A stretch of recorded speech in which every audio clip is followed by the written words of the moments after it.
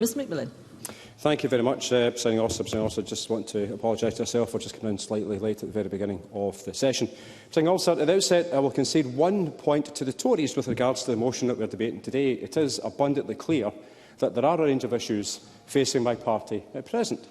A party that has had stability for 19 years, a party that's been the party of choice for the electorate in this Parliament since 2007, and a party that's been the choice of the electorate at Westminster for Scots since 2015.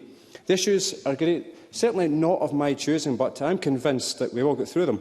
And with a huge amount of work, I do believe the electorate will continue to place their trust in us to deliver for the people of Scotland. There are many aspects of the motion that do surprise me, though, Presiding Officer.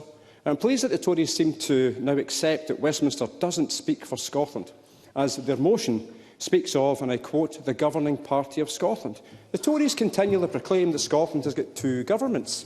Does this mean that the Tories are now about to give up on the long discredited Union and the absolute shambles of a government down the road in Westminster? Ultimately, Presiding Officer, nobody in Scotland will be fooled by this debate. It's the Tories who are playing cheap party political games, chasing headlines with absolute zero credibility. Describing last week's debate on the abhorrent and inhumane illegal migration bill, Brian Whittle said, and I quote, that we could have had a constructive debate this afternoon, but we have instead had an exercise in performative anger. Brian Whittle then went on to describe that debate as, and I quote, an exercise in posturing in the absence of policy and a point-scoring exercise and nothing more. I had no idea, genuinely no idea, that Brian Whittle is the Scottish Parliament's very own Nostradamus, but his predictions are so very apt for today's debate. Now, the Tories talk about transparency as if they actually care about it. But this from the party that's been up to their eyeballs in scandals including cash for honours, cash for contracts, text for tax breaks and even cash for curtains. In the eyes of the public, this is a UK government that has normalised sleaze. Now, let's take one example of the abuse of power, the cash for honours scandal.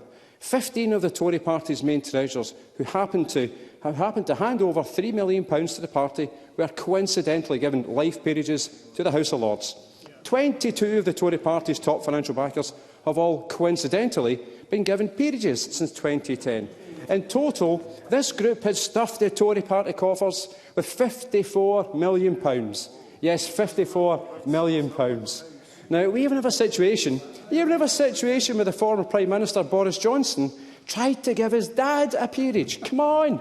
What's all that about? Come on, Mr Chairman, you're laughing, but even Boris Johnson tried to give his dad a peerage. Now, the Tories' claim about transparency indicates the parallel universe in which the Tories live. And only last week it was the Tories who wanted to shut out the press from asking their Prime Minister questions at the Scottish Conference. Now, Presiding Officer, the economic lessons that we were supposed to take from Liz Truss and Kwasi Kwarteng's time in charge were much lauded by Mr Ross before he quickly realised he'd actually backed the wrong horse.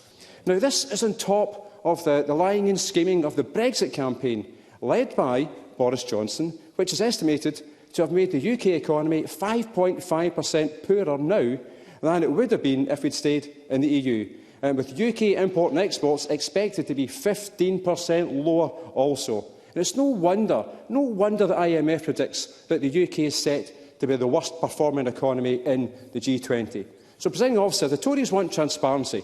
Maybe they can respond to the following. Do they agree with £8.7 billion wasted on unused or unusable PPE, storing it and prematurely cancelling PPE contracts? Do they agree with the Commons Public Accounts Committee report which found, and I quote, no clear evidence that the £29.5 billion spent in test and trace had any impact on reducing COVID infections? And do they agree that a firm owned by ex-Conservative councillor and Tory donor was awarded contracts worth £275 million for the supply of masks and gowns? I could go on, but I'm conscious of time, so the public know it, and they will not be fooled by today's debate. Thank you.